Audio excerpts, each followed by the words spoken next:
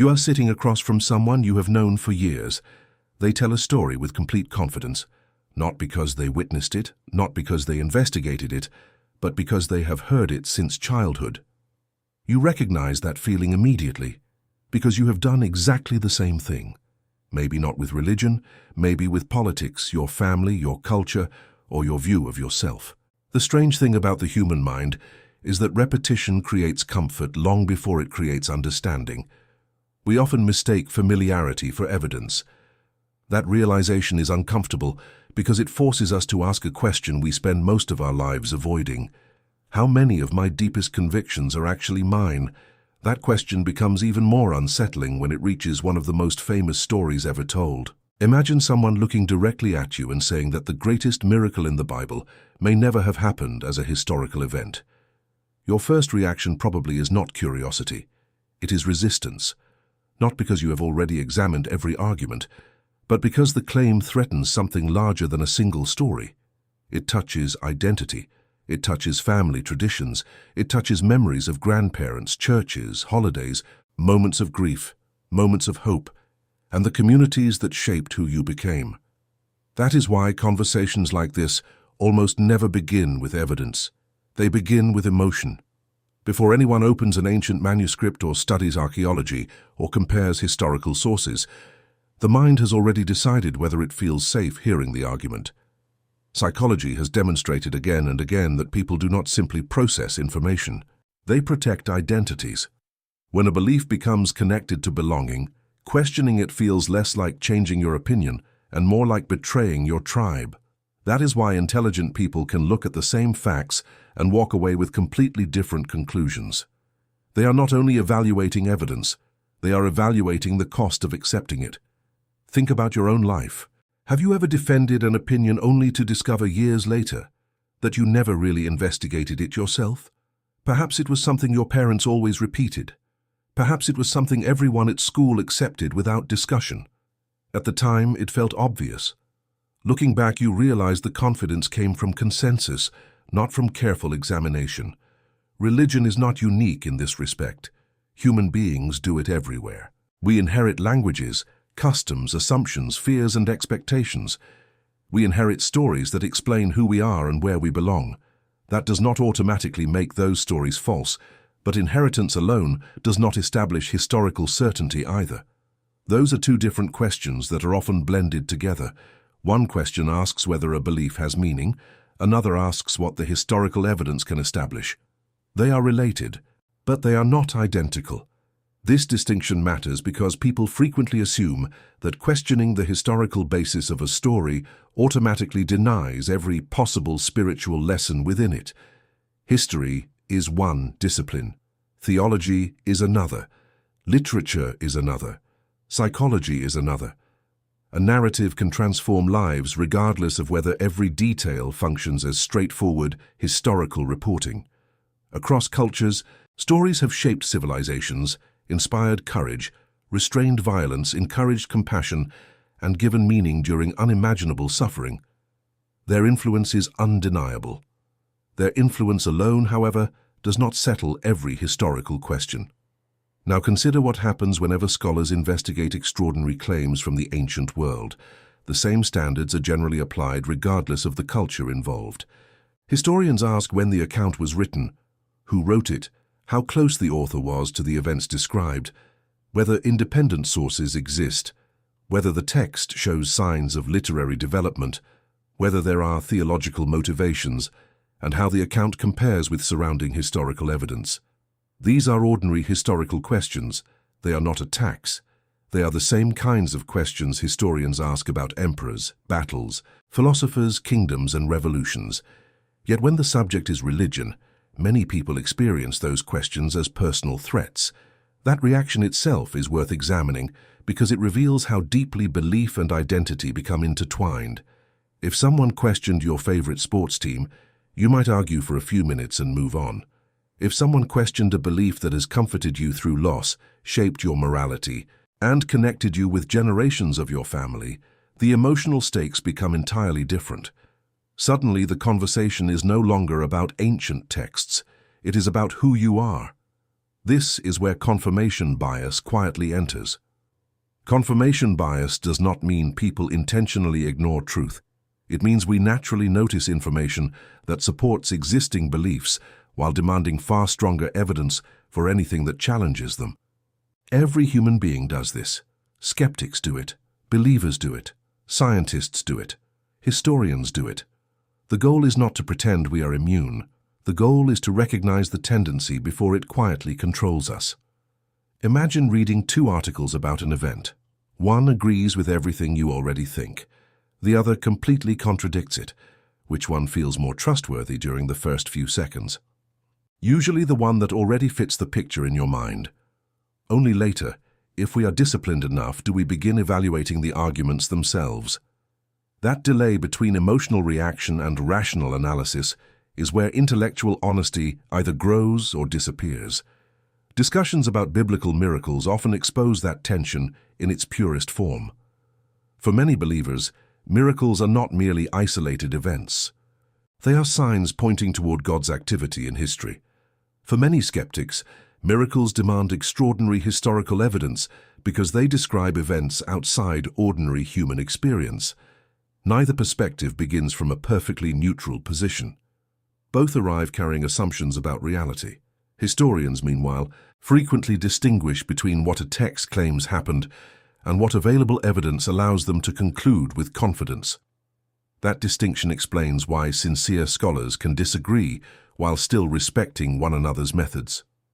Some argue that the narratives preserve authentic memories interpreted through faith. Others see them primarily as theological literature shaped to communicate meaning rather than modern historical reporting. Others occupy positions somewhere between those extremes.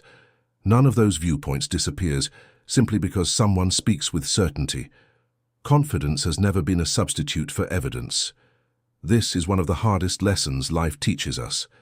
The loudest voice in the room is not necessarily the most accurate one. We learn that in business, politics, relationships, and history. Why would religion be the single exception? Yet certainty remains psychologically attractive because uncertainty is exhausting. Human beings crave stable ground beneath their feet.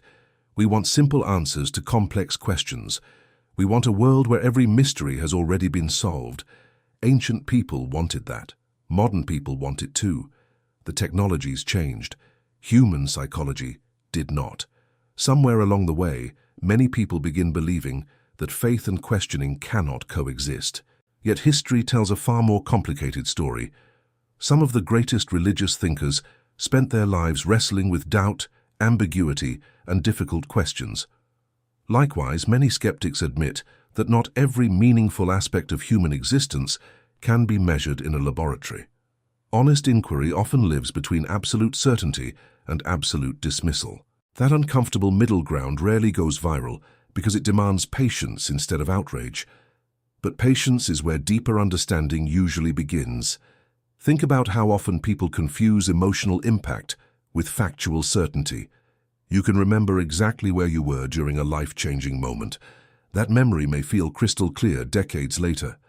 Psychological research has repeatedly shown, however, that vivid memories can still contain significant inaccuracies. The emotional power of remembering does not guarantee perfect historical precision. The same caution applies whenever communities preserve stories across generations. Transmission can preserve remarkable continuity, but it can also involve interpretation, emphasis, symbolism, and theological reflection. Recognizing those possibilities is not the same as declaring every account fictional. It is acknowledging the complexity of how human beings remember and communicate events over time. The deeper question is not whether you should believe or disbelieve immediately. The deeper question is whether you are willing to separate what you hope is true from what you can confidently establish. That is a discipline far more difficult than simply choosing a side. It requires humility. It requires admitting that sincerity alone does not guarantee accuracy. Every generation contains millions of sincere people holding contradictory beliefs. They cannot all be historically correct simultaneously. Sincerity matters because it reflects character. It does not automatically resolve historical disagreements. That realization may be one of the most uncomfortable truths anyone can face because it applies to every worldview, including our own. The conversation ultimately becomes larger than one miracle. It becomes a mirror. It forces us to ask whether we value certainty more than truth, belonging more than investigation, or comfort more than curiosity. Those questions do not provide instant answers, but they do reveal something essential about the way we think.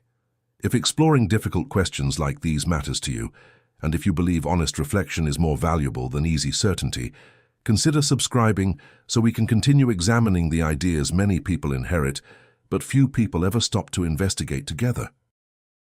As the conversation becomes more uncomfortable, another realization begins to emerge. The real question may not be whether a miracle happened exactly as described, but what kind of evidence would convince you either way. Most people have never stopped to define that standard for themselves. They assume they are simply following the evidence, when in reality they are following a standard that changes depending on whether the conclusion feels welcome or threatening. Imagine two people examining the same ancient text. One begins with the conviction that miracles are possible because God exists and can act within history. The other begins with the assumption that extraordinary events require extraordinary evidence, and that natural explanations should always be preferred unless the evidence overwhelmingly points elsewhere. Neither person is starting from nowhere. Each brings philosophical assumptions that influence how the historical record is interpreted. Recognizing those assumptions is not a weakness. It is one of the first steps toward intellectual honesty. This is why historians often make a careful distinction between what ancient sources report and what modern historical methods can confidently establish. Ancient texts can provide valuable historical information while also expressing theological meaning, literary structure, and the worldview of their authors. Those functions are not mutually exclusive. A document can simultaneously preserve memories of real events and interpret those events through a religious lens. The challenge is determining where history ends and interpretation begins, and that is rarely as simple as either complete acceptance or complete rejection. This is where many public debates become misleading. One side sometimes speaks as though every biblical account must be literal history or the entire tradition collapses. The other sometimes speaks as though any uncertainty automatically disproves every religious claim. Neither conclusion follows logically. Historical uncertainty is common in the ancient world. There are important events involving kings, empires, and civilizations for which the evidence is incomplete or debated. That does not mean historians stop asking questions. It means they become more careful about the conclusions they draw. The same discipline should apply here. Consider how stories evolve within every culture. A remarkable event occurs. People describe it to others. Those listeners retell it. Certain details become emphasized because they communicate what the community believes is most important. Over decades and generations, the account may preserve a historical core while also reflecting the values and convictions of those passing it on. Scholars have long studied this process, not only in biblical literature but across the ancient world. That observation does not prove a miracle did or did not occur.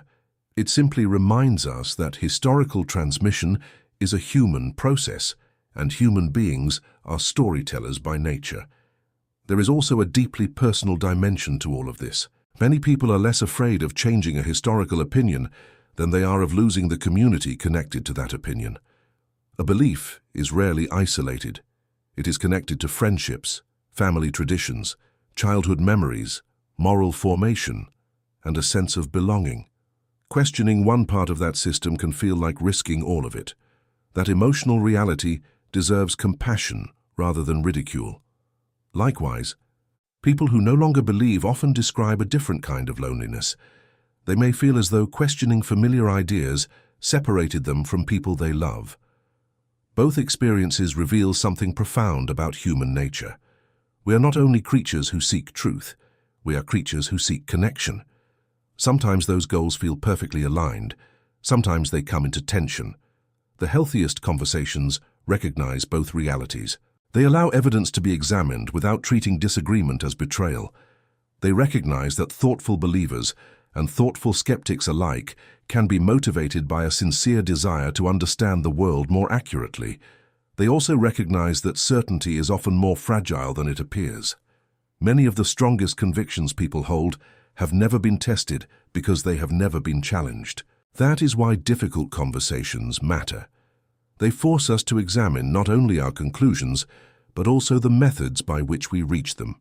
Whether you ultimately conclude that the miracle occurred exactly as described, that it reflects a historical event interpreted through faith, or that it functions primarily as theological narrative, the more important question may be this: are you willing to let evidence, reason, and intellectual humility shape your thinking more than habit, identity, or social pressure?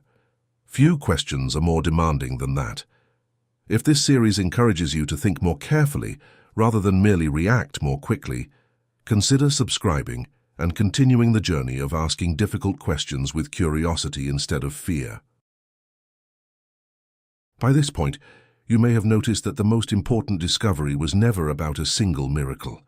It was about the way human beings decide what deserves their confidence. We often imagine that truth is simply something we recognize the moment we see it. Real life is rarely that generous.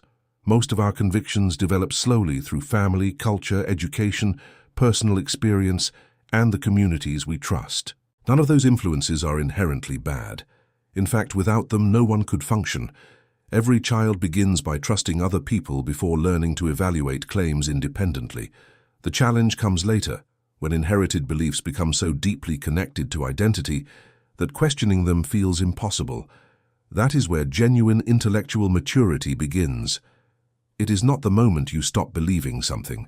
It is the moment you become willing to examine why you believe it at all. Throughout history, thoughtful people have reached different conclusions about the Bible's miracle accounts. Some argue that the extraordinary events are historical acts of God, witnessed by real people and faithfully preserved by the biblical authors.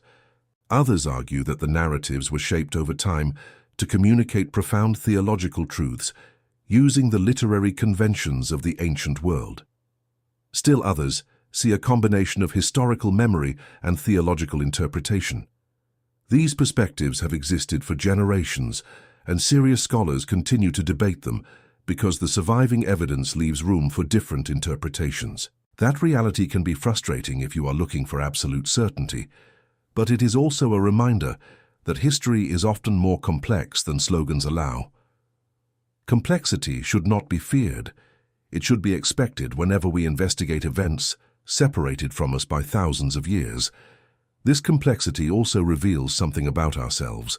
We frequently confuse confidence with reliability. A person who speaks without hesitation appears persuasive even when the evidence is weak. Another person who carefully qualifies conclusions may sound uncertain, even while presenting a stronger argument. Our minds naturally respond to confidence because confidence reduces anxiety. It gives us the comforting impression that someone has already solved every difficult question. Yet history repeatedly teaches the opposite lesson. The individuals most committed to careful inquiry often speak with humility because they understand how much remains unknown. They recognize the difference between saying this is impossible and saying the available evidence does not allow me to conclude that with confidence. That distinction matters. It protects us from replacing one form of dogmatism with another. Whether your faith grows stronger after examining these questions or whether your perspective changes entirely, the process itself has value if it makes you more honest with yourself. Honest reflection is rarely comfortable. It asks you to separate emotional attachment from historical investigation, personal hope from available evidence, and certainty from understanding. That does not require abandoning meaning or dismissing the profound influence these stories have had on billions of people. It simply asks that we approach extraordinary claims with the same intellectual discipline we would expect in any other area of history. In the end, perhaps the greatest lesson is not that every difficult question has a simple answer. It is that the willingness to ask better questions is itself a sign of intellectual integrity. Reality does not become more or less true because it is popular. A tradition does not become historically certain merely because it has endured for centuries. At the same time, Historical uncertainty does not automatically erase the moral, philosophical, or spiritual significance people find in ancient texts.